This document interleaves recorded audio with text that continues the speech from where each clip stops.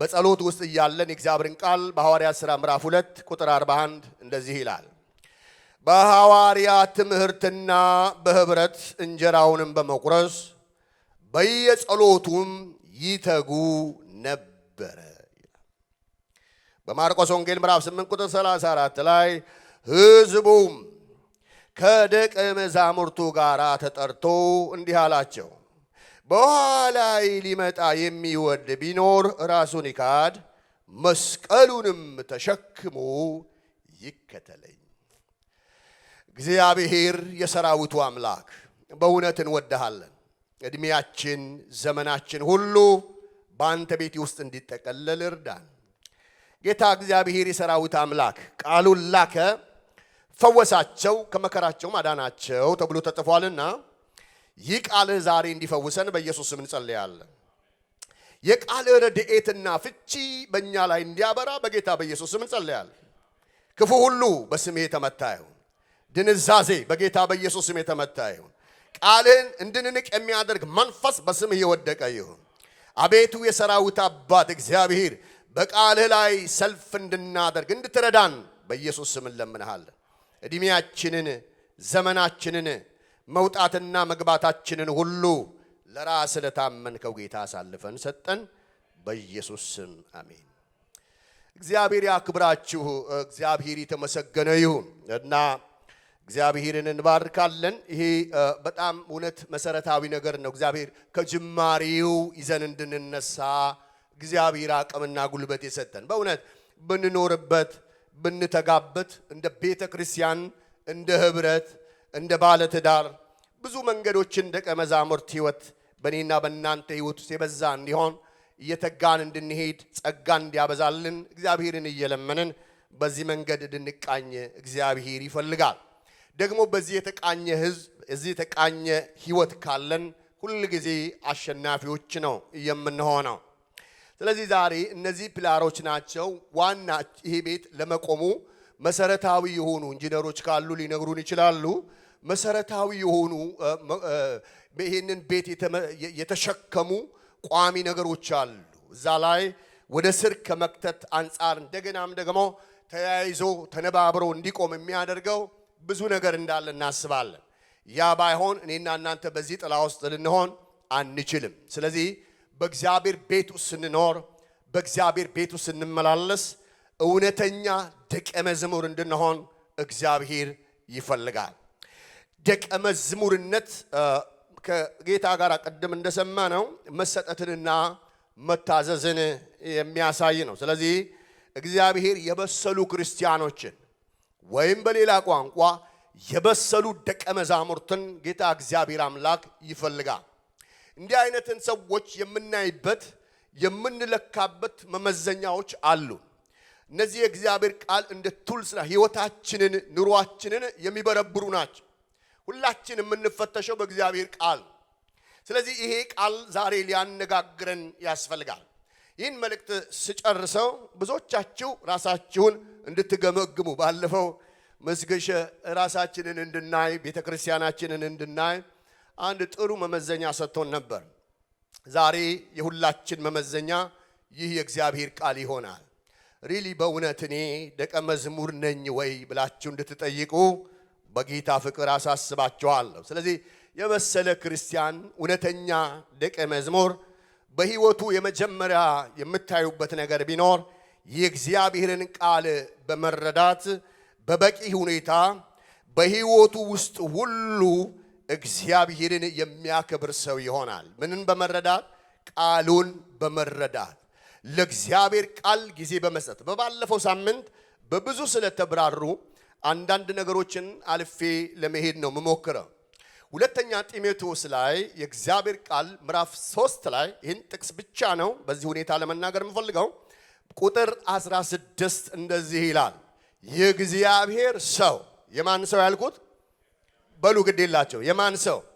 የእግዚአብሔር ሰው ፍጹምና ለበጎ ሥራ ሁሉ የተዘጋጀ ይሆን ዘንድ። ለምን ሥራ? ለበጎ ሥራ። አስምሩበት። የተዘጋጀ ይሆን ዘንድ የእግዚአብሔር መንፈስ ያለበት መጽሐፍ ሁሉ። የማን መጽሐፍ? የእግዚአብሔር መንፈስ ያለበት መጽሐፍ ሁሉ ለትምህርትና ለተግሳጽ ልብንም ለማቅናት በጽድቅም ላለ ምክር ሁሉ ይጠቅማል። ስለዚህ የእግዚአብሔር ቃል ለአንድ ደቀ መዝሙር መሰረታዊ ሕይወት በጣም አስፈላጊ ነገር ነው ማለት ነው። ስለዚህ የእግዚአብሔር ሰው ለፍጹም ስራ ለበጎ ለሆነው ነገር ሁሉ አእምሮውን፣ ልቦናውን፣ ሕይወቱን ሊያዘጋጀው የሚችለው የእግዚአብሔር ቃል። ስለዚህ ቃል የሌለው ሕይወት የለም። ስለዚህ የእግዚአብሔርን ቃል እንዴት ነው የምናጠናው?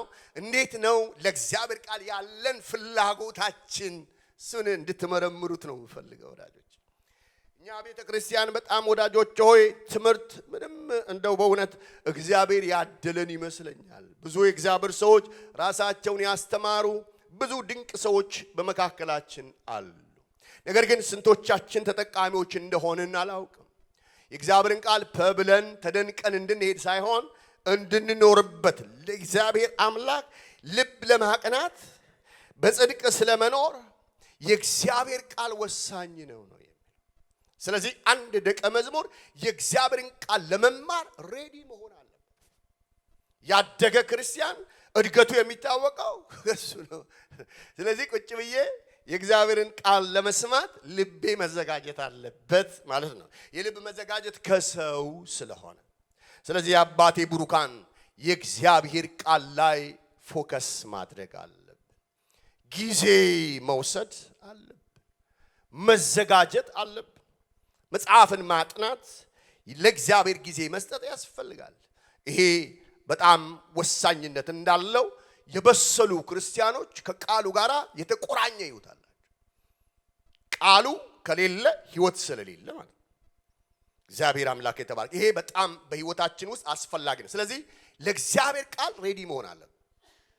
ባይብል ስተዲዎቻችን ሰው በማጣት መመታት የለባቸው። የሰንበት ትምህርቶቻችን ሰው በማጣት መራቆት የለባቸው።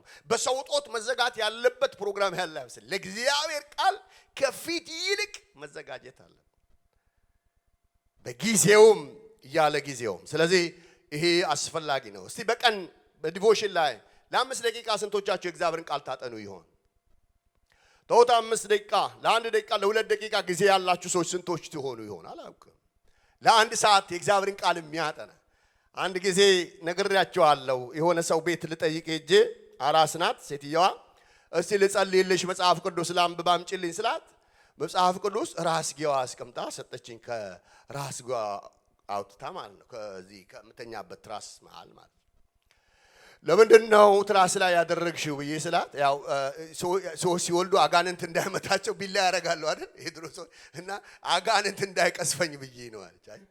አጋንንት የማይቀስፈው ወዳጆች ሆይ ትራስ ስላደረግነው ሳይሆን የእግዚአብሔርን ቃል በውስጣችን ስንሞላ ቃሉ ነፃ አውጪ ያችሁ የእግዚአብሔር ቃል በሙላት በውስጧ ስለሌለ ለሷ ይሄ ቃል ዝም ብሎ ትራስ ስላደረገችው የሚጠብቃት መስሏል። የሚጠብቀን ቃሉን በሕይወታችን ስንሞላ ውጊያው ሲመጣ ሰልፉ ሲመጣ ለማለፊያ መንገድ የሚሆነውን ቃል የሚሰጠን ከተሞላ ነው ውስጥ። ዛሬ እናንተን ማስተማር የምችለው እኔ የተሞላሁትን ቃል ነው። ያላነበብኩትን የትምህርት ቤት ቁጭ ብዬ ራሴን ያላስተማርኩበትን ቃል ላቀርብ አልችልም። በፍጹም ሊሆን የሚችል ጉዳይ አይደለም። የተማሪነት ሕይወት ያስፈልጋል። ዝቅ ማለት ያስፈልጋል። በጣም ከባድ ነው። ሰኞ ሰኞ ልጆቼ ሁል ጊዜ ትምህርት ቤት ይደብራቸዋል። ባይኖር ምን አለበት ይላል። ትምህርት የሚባል ነገር ባይኖር። አንድ ጊዜ እኛን ወጣቶች እዚህ ጠየኳቸው፣ የፓስተሮችንም ልጆች አንዳንዶቹና ኤክሳይትድ ናቸው ወይ ትምህርት ቤት ሊከፈት ነው ከቫኬሽን በኋላ ደብሮናል አሉ። በፍጹም ምክንያቱም አእምሮአችን ዝግጅት የለውም። ሲስተም ነው፣ ስትገቡበት ነው እየጋላችሁ የምትሄዱት። ሁሉ ነገር ራስን ማስለመድ ነው። ስለዚህ እዚህ ጋር መቆየት የለብኝ። ሁለተኛ ጠንካራ የሆነ የጸሎት ልምምድ ያስፈልጋል። አንድ ደቀ መዝሙር የማይጸልይ ደቀ መዝሙር ምን ደቀ መዝሙር ነው? ጌታ ኢየሱስ ክርስቶስ ደቀ መዛሙርቶቹን አንዱ ያሰለጠነበት ነገር ቢኖር የጸሎት ሕይወት ነው። እኔና እናንተ የእግዚአብሔርን ቃል ከጸሎት ውጭ እናስተምራለን ብንል ጂኦግራፊ ነው የሚሆነው፣ መልክዓ ምድር ነው። መንፈስ አይኖረው። መንፈስ የሚኖረው የእግዚአብሔር ቃል የተጻፈው በምንድን ነው? በመንፈስ ነው። እስቲ በመንፈስ በሉ። ፈዛችሁብኛል አንዳንድ። እስቲ በመንፈስ በሉ። አዎ በመንፈስ። ይሄ መንፈስ የሆነው ቃል ሕይወትን እንዲሰጥ እንዲያድስ ካስፈለገ የእግዚአብሔር ሰው ምን መሆን አለ? መጸለይ አለ። ሕይወቴን በቃ ቀይረው እባክህ የሰማይ የምድር አምላክ ኃይል ስጠን ብለን ልንጸልይ ያስፈልግ። በግል መጸለይ አለባችሁ። ምን አልጸልያላችሁ በቀን? እኛ ቤተክርስቲያን የማለዳ ጸሎት አለን። በጣም የምወደው ፕሮግራም ነው። በጣም በማለዳ እግዚአብሔርን ፊቱን መፈለግ በሌሊት አያችሁ። እነዚህ ልጆቻችን ሁሌ ነው የምንጸልይላቸው። በእያንዳንዱ ቀን ለጌታ አሳልፋችሁ የምትሰጡት ነገር ሁሉ እግዚአብሔር የሰራዊት አምላክ ጥበቃ ያደርጋል። መንገድህን ለእግዚአብሔር አደራ ስጥ፣ እርሱ ደግሞ ምን ያደርግልሃል? ጎዳናህን ያቀናዋል ይላል። ስለዚህ ጠንካራ የሆነ የጸሎት ህይወት ያስፈልጋል። ጸሎት ማለት ከህዝብ ጋር ብቻ አይደለም፣ በግላችን በማለዳ ሊሆን ይችላል፣ እንደ ልምዳችን በቀትር ሊሆን ይችላል። እኔ የማለዳ ጸሎት ወዳለሁ። ፊልጵስዩስ ምዕራፍ 4 ቁጥር 6 ላይ ጌታ ቅርብ ነው። ጌታ ምንድነው? በሉት አይሰማም። ምንድነው? እግዚአብሔር ቅርብ ነው። አንዳንድ ጊዜ እግዚአብሔርን ብዙ ሰዎች ከሩቅ ነው ተስፋ የሚያደርጉ። እግዚአብሔር ቅርብ ነው ይልና በነገር ሁሉ በጸሎትና በመልጃ ከምስጋና ጋር ልመናችሁን አስታውቁ እንጂ በአንዳች ነገር ምን አታድርጉ። አይሰማም። ምን አታድርጉ? አትጨነቁ። ጭንቀት አያስፈልግም። እግዚአብሔር ምን የሚያደርግ ነው? የሚሰማ ነው። እግዚአብሔር የት ነው ያለው? አጠገባችን ነው ያለው። ስለዚህ ያቃተን ነገር ካለ፣ የከበደን ነገር ካለ፣ የተጫነን ነገር ካለ ሊሰማ የሚችል አምላክ አለን። ስለዚህ አንድ ደቀ መዝሙር በሚያየው ነገር መረበሽ ሳይሆን ወደ ጌታ ጉዳዩን ይዞ መቅረብ አለ። እግዚአብሔር የሚሰማ አምላክ ነው። ስለዚህ ከዛሬ ጀምሮ የጸሎት ሰዎች ነው መሆን ያለብን ብዬ ለማበረታት ነው። ኤፌሶን ላይ ሲናገር በጸሎትና በልመና ሁሉ ዘወትር በመንፈስ ጸልዩ። በሳምንት አንድ ቀን መቼ? ዘወትር። በምን? በመንፈስ ምን አድርጉ? ጸልዩ። አንዳንዱ ቃል ጎልጉለን ማውጣት አንችልም። ጸሎት ህይወታችን ነው መሆን፣ የዕለት ተዕለት ተግባራችን ነው መሆን ያለበት። ስለዚህ ጸልዩ። በዚህም ሐሳብ ስለ ቅዱሳኑ እየለመናችሁ በመጽናት ትጉ ነው። ስለማን ነው የምትለምኑት? ስለ ቅዱሳን። በምን? በጽናት። ስለዚህ ዛሬ ጸልዬ ዛሬ አንድ ጊዜ ጸሎት እያስተማርኩት ልጄን ሳያቸግረኝ በቃ እግዚአብሔር እንዲሰጥ ለምን አልኩት። እግዚአብሔር ሆይ አንድ ነገር ስጠኝ አለና የታለ አልመጣም አለኝ። እንደ ዘመኑ ቤንቴ የታለ አሁን መውረድ አለበት እግዚአብሔር ከሰማይ ማንጎዳጎድ አለበት። ምኑን? የለመንኩትን ልመና እንዴ በስጋ ሄጄ ገዝቼ ላምጣ መሰለኝ። ምክንያቱም ይሄ እግዚአብሔር ሩቅ ነው ብሎ እንዳያስ አገኛችሁ። የዘመኑ ቤንቴ ልክ እንደዚህ ነው። ወዲያው ተንበርክኮ ወዲያው የሚፈስ ነገር በጽናት መቆም አለበት። ስለ ሀገር ሊሆን ይችላል፣ ስለ ቤተ ክርስቲያን ሊሆን ይችላል፣ ስለ ግል ህይወታችን ሊሆን ይችላል። በጽናት ምን አታገተ ምን አድርገው ጸልይ። ለውጥ ይሆናል፣ የሚታይ ነገር ይሆናል።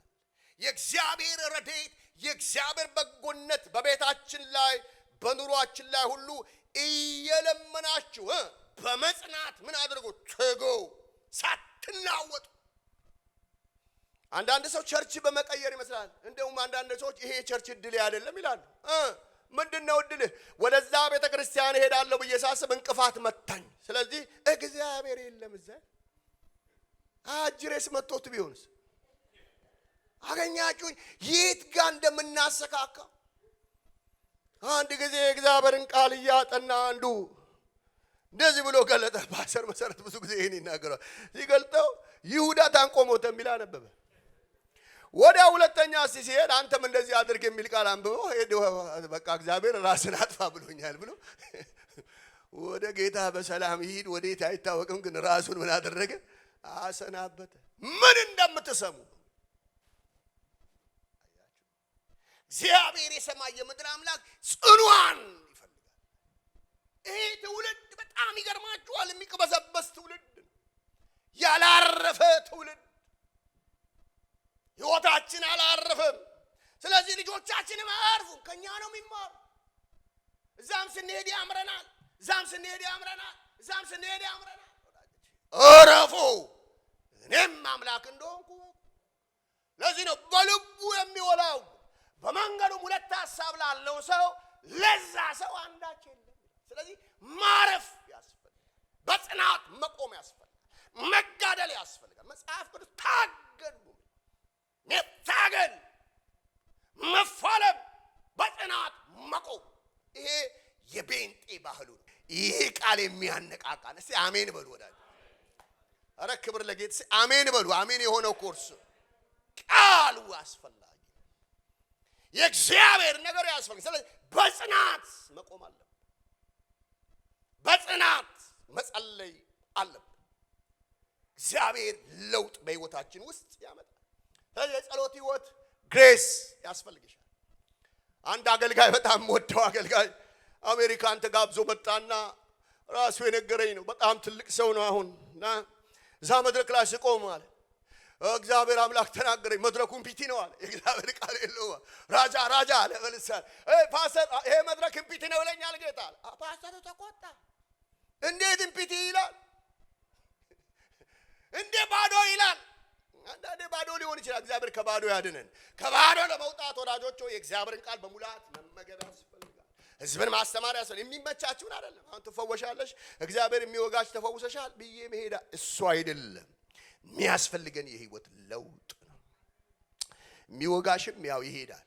የእግዚአብሔር ቃል ሁለት አፍ ካለው ሰይፍ ይልቅ የተሳለ ነው፣ አጥንትን ጅማትን እስኪወጋ ይለያል። ክብር ለጌታ ይሁን። ነገራችንን መፈወስ የሚችል ቃል አለ። ስለዚህ ህይወታችንን መመርመር ያስፈልጋል። የጸሎት ሰዎች ለመሆን መዘጋጀት ያስፈልጋል፣ መሰናዳት ያስፈልጋል። ጸሎት ሲታወጅ ባዶ አታድርጉት። የእግዚአብሔርን ቤት እግዚአብሔር ይፈልጋል። በጋራ የምንጸልየውን ጸሎት እግዚአብሔር ይፈልጋል። ሁለተኛ ደቀ መዝሙር የእግዚአብሔርን ነገር በዚህ መንገድ ያከብራል። ሌላው ከፊልጵስዩስ መጽሐፍ የምንማረው ሌላው ስለ ጸሎት ህይወት የምንማረው ነገር ፊልጵስዩስ ምዕራፍ 4 ላይ ቁጥር 6 እንደዚህ ይላል። ጌታ ምንድነው? ቅርብ ነው። እስቲ ቅርብ ነው በሉ። ሩቅ አይደለም ጌታ፣ እንደ ገደል ማሚቱ አይደለም። ቅርብ ነው። ዝም ብሎ የሚጮህ አይደለም። የምንጮኸውን ጩኸት እግዚአብሔር ይሰማል። የማንም ባለዕዳ አይደለም እግዚአብሔር፣ የማንም ጌታ ቅርብ ነው። በነገር ሁሉ በጸሎትና በምልጃ ከምስጋና ጋር ቅረቡ፣ አትጨነቁ። ለዚህ ነው አንደኛ ተሰሎንቄ ምዕራፍ 5 ላይ ሳታቋርጡ ጸልዩ። ምን ሳታደርጉ? ሳታቋርጡ በሁሉ አመስግኑ፣ ሲሞላም ሲጎድልም አመስግኑ፣ የእግዚአብሔር ፍቃድ በክርስቶስ ኢየሱስ ወደ እናንተ ናትና። ክብር ለጌታ። ስለዚህ ክርስቲያን ምን ይጠበቅበታል? የእግዚአብሔርን ቃል ማሰላሰል፣ ደግሞስ መጸለይ። ማይጸልይ አደጋው ዘሮ ያላችሁ እንደው አንድ ሰዓት እንደው አይደለም 10 ደቂቃም ትሁን የእውነት ጸሎት ጸልዩ፣ በፍቅር ጸልዩ። የእውነት እግዚአብሔርን እየፈለግነው እንጸልይ። ሶስተኛ የእግዚአብሔርን ቃል መጀመሪያ ማየት አለበት። ጠንካራ ጸሎት ብያለሁ። በሶስተኛ ደረጃ የመንፈስ ፍሬ በህይወቱ ላይ የሚታይ ነው። እውነተኛ ደቀ መዝሙር የምን ፍሬ አልኩ? አይሰማም። የምን ፍሬ? ጮክ በሉና የምን ፍሬ ያስፈልጋል? የመንፈስ ፍሬ ያስፈልጋል። የመንፈስ ፍሬ በጣም ወሳኝነት አለ።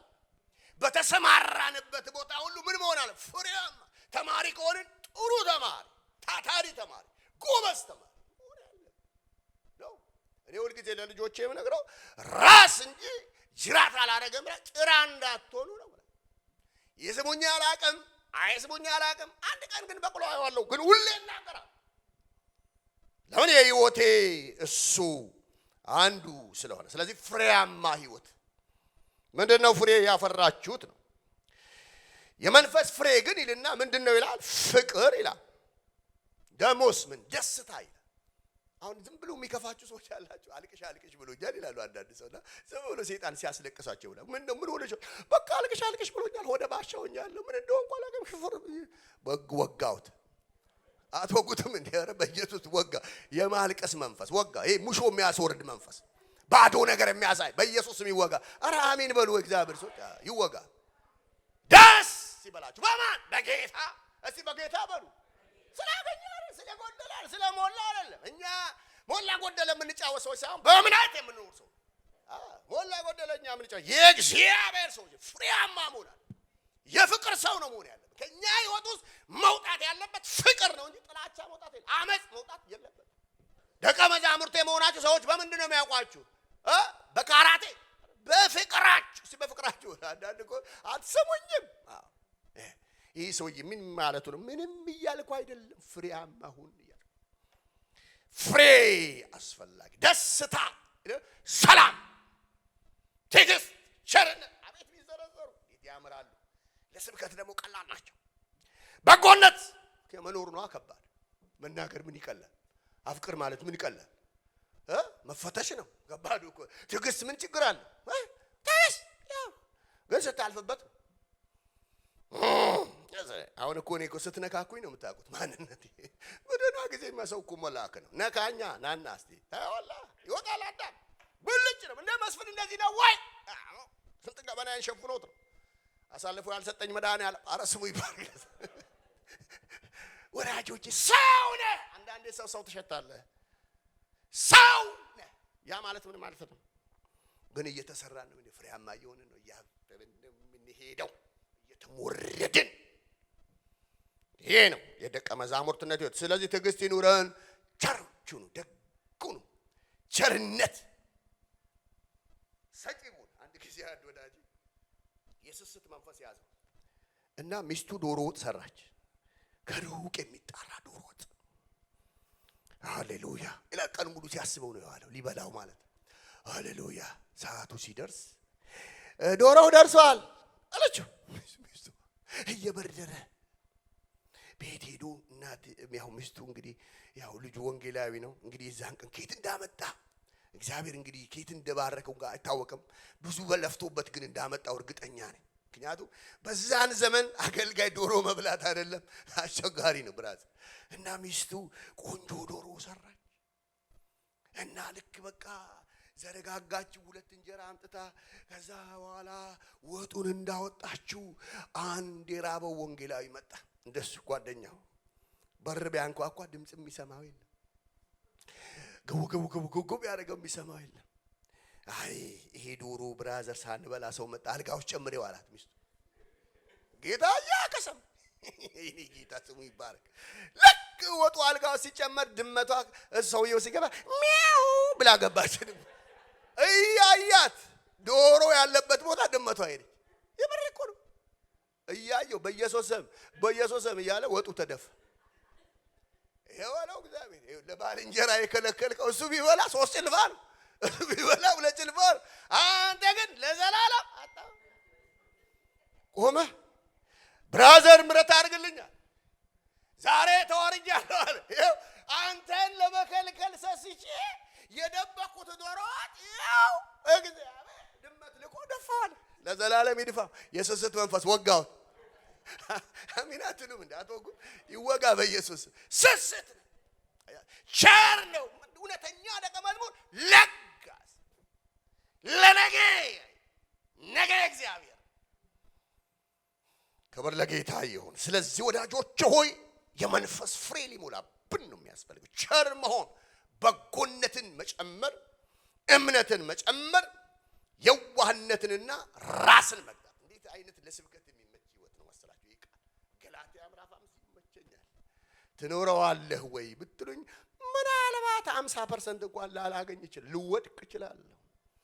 ግን በመውደቄ ሰው ስለሆንኩ ምንም እንደው ደረቴን እየነፋ እየመታው አልደቃም። እግዚአብሔር ከለተለት እንደሚለውጠኝ አምናለሁ። ዛሬ ፌል ባረግ ነገ ደግሞ እንደምጨምር ክርስቲያን እየጨመረ ነው። ህይወታችሁ እየጨመረ ኑሯችሁ እየጨመረ ፍሬ ያበዛችሁ ነው። ግን ሁሉ ጊዜ ግን ያውቁ ናቸው። ሁሉ ጊዜ አንደኛ ክፍል አይሰራም። ዛሬ ወደኩበት ነገር ነገ ሊጥለኝ አይገባም። ዛሬ በዚህ መንገድ ባል እዚህ ጋር ብዙ መቆየት አያስፈልገኝም ማለት ነው። 3 ፍሬያማ መሆን ያስፈልጋል። ለዚህ ነው ዮሐንስ ወንጌል ምዕራፍ 15 ቁጥር 8 ላይ ብዙ ፍሬ ብታፈሩና ደቀ መዛሙርቴ ብትሆኑ በዚህ አባቴ ይከብራል። አባቴ የሚከብረው በፍሬ ነው። ፍሬያማ ቤንጤ፣ ፍሬያማ ደቀ መዝሙር እግዚአብሔር ይወዳል፣ ጌታ ይወዳል። ፍሬያማ ሁኑ ይላል። አራተኛ ለጌታ አገልግሎት ታዛዥ ነው። እውነተኛ ክርስቲያን፣ እውነተኛ ቤንጤ፣ እውነተኛ ደቀ መዝሙር ለማን? ለጌታ አገልግሎት። ቤተ ክርስቲያን እንዲያድርግ ስትል ኦኬ ማለት አለበት። እሺ ሩቅ ያለውን እግዚአብሔር እኔን ያልታዘዝክ፣ እኔን ያላከበርክ፣ ወንድምህን እህትህን አጠገብ ያሉትን ያላከበርክ እንዴት በሩቅ ያለውን እግዚአብሔርን አከብራለሁ ትላለህ? አቤት ይሄ ወንጌል! ብትወዱኝ ይላል አይደለም? ዮሐንስ ወንጌል ምዕራፍ ብትወዱኝ ትእዛዜን ምን አድርጉት ነው? ጠብቁ። የአብ ትእዛዝ ጠብቁ። እኔም አብን እለምናለሁ ለዘላለምም ከእናንተ ጋር እንዲኖር ሌላ አጽናኝ እልክላችኋለሁ። የጌታ መንፈስ ወደ እናንተ ይመጣል። ግን ትእዛዜን ጠብቁ። የእግዚአብሔር ትእዛዝ ዛሬ ለእኔና ለእናንተ ወዳጆች ሆይ የሰማይንና የምድርን አምላክ እግዚአብሔርን በሚለን ነገር መታዘዝ ያስፈልጋል። እግዚአብሔር ፊት ፈቃደኞች መሆን አለብን። እንዴት የእግዚአብሔር ቤት እኔና እናንተ እያለን የእግዚአብሔር ቤት ወና ይሆናል? የእግዚአብሔር ቤት ባዶ ይሆናል? እግዚአብሔር እኔና እናንተን ያስቀመጠው በቤት ውስጥ አገልጋዮች፣ ካህናቶች እንድንሆን፣ በጎደለ ነገር ላይ እንድንቆም ነው። ስለዚህ የእውነተኛ ደቀ መዝሙር መገለጫ አገልጋይነት ነው፣ ታዛዥነት ነው፣ እሺ ባይነት መብዛት አለበት ነው። አምስተኛው በክርስቲያን ህብረት ውስጥ በንቃት መሳተፍ መቻል። በቅዱሳኑ ህብረት በቤተ ክርስቲያን መሳተፍ። ብዙዎቻችን ባይተዋሮች ነን ለእግዚአብሔር ቤት። ከእግዚአብሔር ቤት ይልቅ የሚቀናን ብዙ ሌሎች ነገሮች አሉ። ከነሱ ይልቅ ወዳጆች ሆይ የሌሎች ህብረቶች ቦታ እንሰጣለን። ለእግዚአብሔር ቤት ነገር ቅድሚያ መስጠት ያስፈልጋል። በቅዱሳን ህብረት በጸሎት ቅድም ያነበብኩት በቃል በጸሎት ማዕድ አብሮ በመቁረስ እግዚአብሔርን በትጋት አብረው ፌሎሺፕ በማድረግ ይተጉ ነበር። ስለዚህ ህብረት አስፈላጊ ነው። ህብረት የሌላት ቤተክርስቲያን፣ አንድነት የሌላት ቤተክርስቲያን አስቸጋሪ ነው። ዕብራውያን ሲናገር ምዕራፍ 10 ላይ ቁጥር 24 ላይ ለፍቅርና ለመልካም ሥራ እንድንነቃቃ እርስ በርሳችን እንተያይ። ለፍቅር ደግሞ ስለምን? ለመልካም ሥራ ምን እንድንሆን? እንድንነቃቃ። እርስ በርሳችን እንተያይ። አንዳችንን ወደ ጓዳችን ዘንበል እንበል። የጎደለ ነገር እንተያይ። ብዙ እግዚአብሔር ይናገራችኋል ወይ? እግዚአብሔር ስለ ቅዱሳኑ ታስባላችሁ? ስለዚህ ህብረት እናድርግ። በጋራ እንቁም፣ በአንድነት እንቁም፣ በህብረት እንቁም። በህብረት ስንቆም አሸናፊዎች ነው የምንሆነው። የደቀ መዛሙርትነት ህይወት ከሚፈልግብን ነገር አንዱ ህብረትን። ባልመች ብመች በቃ እግዚአብሔር ተመችቷል ብሎ በቃ እዚህን ካስቀመጠ አጠገብ ወንድም አድርጎ በቃ ሌላ ባልንጀራ ነኝ መኖር አለብህ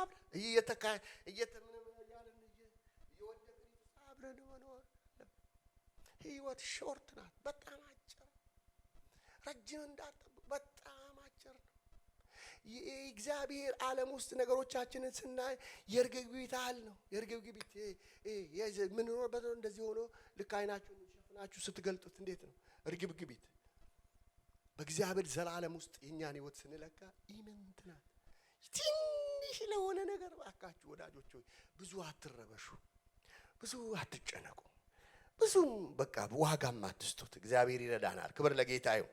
እና ሌላ ጊዜ ለማየት ያስፈልጋል የህብረት እንቅፋቶች ምንድናቸው የሚለውን ነገር። እነዚህ እንቅፋቶች ያሏቸው ትሁት ያለመሆን ችግር ነው፣ ትዕግስተኛ ያለመሆን ችግር ነው፣ ትጋት። እነዚህ ሶስት ነገሮች በጣም መሰረታዊ ናቸው። ወደ በራሳችን መንገድ ብናጠናው ደስ ይለኛል። የመጨረሻው ስድስተኛ የመጨረሻው ሐሳቤን ተናግሬ ጨርሳለሁ። ከበሰለ ክርስቲያን፣ ከበሰለ ጴንጤቆስጤ፣ ከበሰለ የእግዚአብሔር ሰው፣ ከበሰለ ደቀ መዝሙር የሚጠበቅ ለሌሎች የክርስቶስን ርህራሄ ማሳየት። የማንን ነው ያልኩት? የክርስቶስን። አቤት የኔ ጌታ ሩህሩህ እኮ ነው። እኔን የሚያየኝ በፍቅሩ አይኑ ነው በቃ። ስለዚህ ጌታን እኔን እንደሚያየኝ እዩኝ፣ እኔም ደግሞ እግዚአብሔር ልጅ ኢየሱስ እናንተን እንደሚያያችሁ ልያችሁ። እንደገና በዚሁ ሐሳብ ላይ ለሌሎች የክርስቶስን ርህራሄ ማሳየት እና ደግሞ ለመስጠት ፍቃደኛ የሆነ ነው። መስጠት አልኩኝ እንዴ ተሳስቼ እንዳይሆን። እንግዲህ እንደ እግዚአብሔር ምርጦች፣ እንደማን ምርጥ አይሰማም ባካችሁ፣ ግድ የላችሁ። እንደማን ምርጥ? እንደ እግዚአብሔር ምርጦች ቅዱሳን ሆናችሁ። እንዴት አይነት ቃል ነው! ቅዱሳን ሆናችሁ የተወደዳችሁ ሆናችሁ ምሕረትን፣ ርህራሄን፣ ቸርነትን፣ ትህትናን፣ የዋህነትን፣ ትዕግስትን ልበሱት። ልብሳችሁ ይሄ ይሁን። ልብሳችሁ ነው። ክርስቶስ በዚህ ህይወት ያለፈ ነበር። ስለዚህ ህይወታችን እውነተኛ ደቀ መዝሙር ስንሆን በዚህ ህይወት የተቃኘ ነው። ሌላው በመስጠት የእግዚአብሔርን ቀዳዳ መሸፈን ነው። የቤተ ክርስቲያንን ጉድለት መሸፈን ነው። ሁለተኛ ቆሮንቶስ ምዕራፍ 9 ቁጥር 7 ላይ እግዚአብሔር በደስታ የሚሰጠውን ይወዳልና። በምን የሚሰጠው? ድምጻችሁ ለሌላው ቢሆን ወጋልሽ ብል አሜን ነው የምትሉት። እዚህ በደስታ ምን የሚሰጠውን እስቲ በደስታ የሚሰጠውን በሉ ግድ የላችሁ።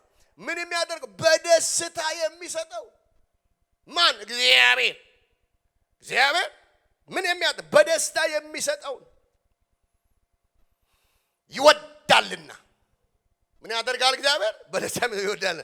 በልቡ እንዳሰበ ይስጥ፣ በሐዘን ወይም በግድ አይደለም።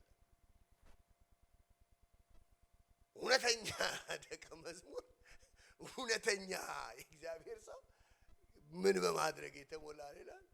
ለጋስ። እንስጥ ሲባል ፊቱ አይረዝምም ማለት ገባችሁ? የካንጋሩ መንፈስ የለውም። ካንጋሩ እጁ አጭር ነው፣ እግሩ ምንድን ነው?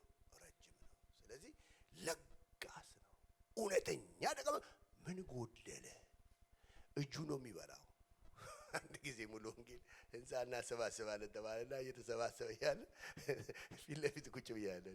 አንድ ሰው 50 ሚሊዮን ጎደለ 50 ሚሊዮን ጎደለ እያለ እንደ ሎተሪ እየተናገረ አንዱ ቼክ ጻፈና 50 ሚሊዮኑን እኔ እሸፍነዋለሁ አለ። እንዴ እና ፓስተር ምን አለኝ? ወደ እኔ ዞር ነው። ይሄ ሰውዬ እውነቱን ነው እንዴ አለኝ። እንግዲህ ጌታዬ ወቁነቱ ይሉሽቱ መለካት ነው። ስለዚህ መሰብሰቡና ቁም እንደ ህዝቡን አናሰቃየው እንዴ? እንግዲህ እስቲ እናየዋለን። እና አንድ ሰው ወጥቶ ሲናገር 50 ሚሊዮን አግኝተናል። አንድ ሰው ድምፁ ሁሉ ተቀየረ። ሃሌሉያ እግዚአብሔር የተበረከውን 50 ሚሊዮኑ ተለቋል ዛሬ አለ።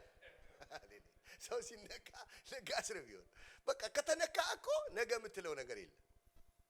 በእግዚአብሔር ፊት እኮ ነው ነገራችሁ። እኔ አንድ ጊዜ የሆነች ትንሽ ነገር ነበረችኝና ትንሽ ነገር ቦታ ምናምን የራሴ ነገር ነበርና አንድ ሌሊት እየጸለይኩ ያለ ለከሌ ስጠው አለኝ።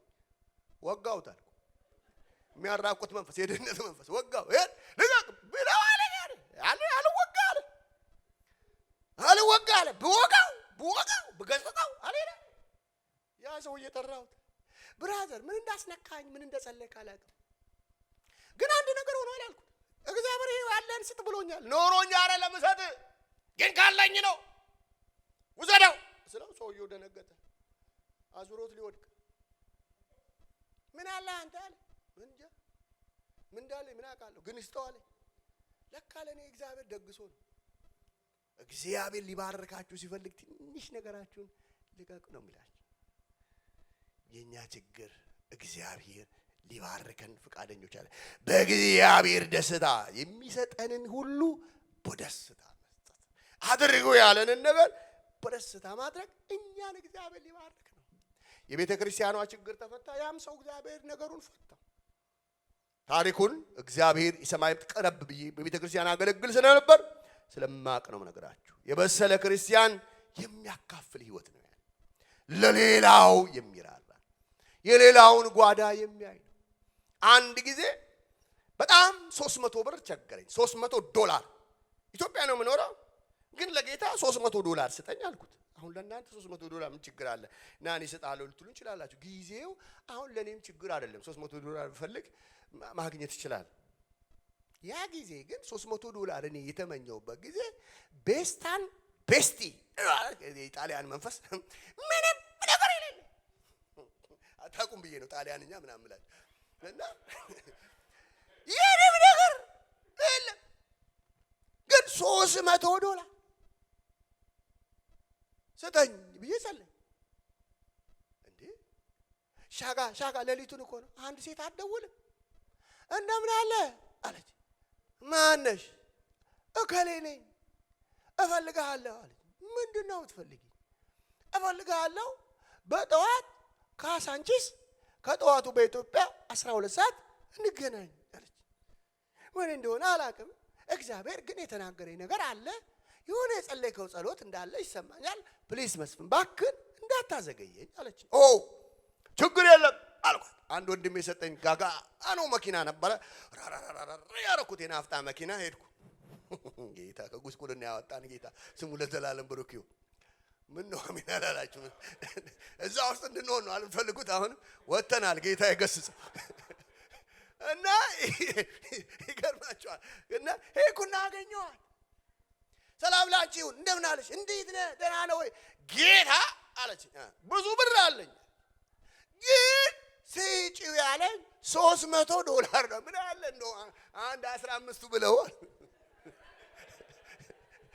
ያለኝ ጌታ $300 ሲጪው ለልጄ ብሎኛል አለች። አልኳት $300 ሲጪው ብሎኛል አባቴ። 300 የለመንኩት ነው አምጪው አልኳት። አንቺ ስለታዘሽ እግዚአብሔር ይባርክሽ። ለኪያቺ አሳዋን እዳ በነበረበት ጊዜ ጌታ ኢየሱስ ከአሳ ውስጥ አውጥቶ የጴጥሮስንና የሱን እዳ እንደከፈለ እግዚአብሔር ለልጆቹ አሳል ያምነቴ ሄደ። ዛሬ እግዚአብሔር ላይ ያለን መታመን በእግዚአብሔር ላይ ያለን መደገፍ የት ነው ወዳጆች? እግዚአብሔር የማንም ባለዳ አይደለም። ዛሬ እግዚአብሔር አጠገባችን ነው።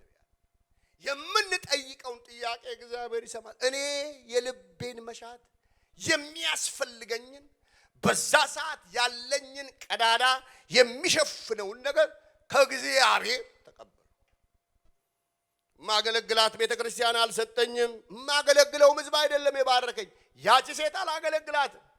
የምታቀኝ በሌላ ሰው ነው። አንድ ፕሮግራም ላይ አይታኛለች። አይታኛታ ግን መንፈስ ቅዱስ አሳሰባት። ያ የሚያሳስብ መንፈስ ዛሬ ወደኛ ይምጣ። እግዚአብሔር እዚህ ቦታ ልቤ ተናግሮኛል የሚል ሰው ጠፍቷል። ዛሬ ለምንድን ነው የጠፋው? ስለማንጸልይ ቀሽቃጃ መንፈስ ወጋውት። ሶስተኛና የመጨረሻ ለመናገር ያክል እግዚአብሔር የተባረከ ይሁን። የክርስቶስን አካል ሰዓቴን ጨርሻለሁ ለመገንባት የተዘጋጀ ነው። የጌታ የኢየሱስ ክርስቶስ ቤተክርስቲያን ሁሉ ጊዜ በግንባታ ላይ ነች። ለዚህ ነው ኤፌሶን መጽሐፍ ምዕራፍ 4 ላይ ቁጥር 11 ላይ እርሱም አንዳንዶች ሐዋርያትን፣ ሌሎችን ነቢያትን፣ እንደዚሁም ወንጌል ሰባኪዎችን፣ ሌሎችንም እረኞችንም አስተማሪዎችንም እንዲሆኑ ሰጠ። እነዚህ የተሰጡን መጋቢያን እነዚህ የተሰጡን ሐዋርያትን እንዴት መቀበል እንዳለብን እግዚአብሔር ቃል ይናገራል። ሐዋርያም ይሁን እንደ ዳይኖሰርስ የጠፋው ወንጌላዊም ይሁን አሁን ሐዋርያ ብቻ ነው ሁሉ መሆን ይፈልገው። ለኔም ተዘጋጁ ሐዋርያነት እያሳሰበኝ ነው። ምክንያቱም ፓስተር ስለበዛ የሐዋርያነት ነገር ደግሞ አሳስቦኛል። ስለዚህ ወደ ሐዋርያነት ወደ ወንጌል ሰባኪነት ወደ አስተማሪነት ሰዎች የሚሰጡት ምን እንዲሆኑ ነው? የእግዚአብሔርን ቤት ለመገንባት ነው። ስለዚህ በግንባታ ላይ ነው ያለነው። ስለዚህ በግንባታ ውስጥ ስንኖር ቱምቢ አለ፣ መዶሻ አለ፣ ብዙ መሳሪያዎች አሉ። እናንተ የእግዚአብሔር ምንድናችሁ? ሕንጻ ናችሁ። ሁሉ ጊዜ ደግሞ ምን የምትሆኑ የምትሰሩ ናችሁ። በመሰራት ዓለም ውስጥ ነው ያለ። ስትሰሩ መዶሻው ኮርኮም ሲያረጋችሁ አትደናበሩ። ሲጠርባችሁም አሜን በሉ፣ አትደናበሩ። በስነ ስርዓት ተጠርቦ ያማረ ሕንጻ ሆኖ ያልጎረበጠ የማያሳፍር ሰራተኛ ሆኖ በእግዚአብሔር ፊት ለመቆም መሰራት ፕሮሰስ ነው። በአንዴ የሚያልቅ ነገር አይደለም። ስለዚህ ግን ደቀ መዝሙር ለመሆን ዕለት ዕለት ራሳችንን እናዘጋጅ። የቀረው ወንድሞች ይሞሉታል። ቆመን እንጸልይ። ቃሉን በልቦናችን ያሳድርልን። አሜን አትሉም? እግዚአብሔር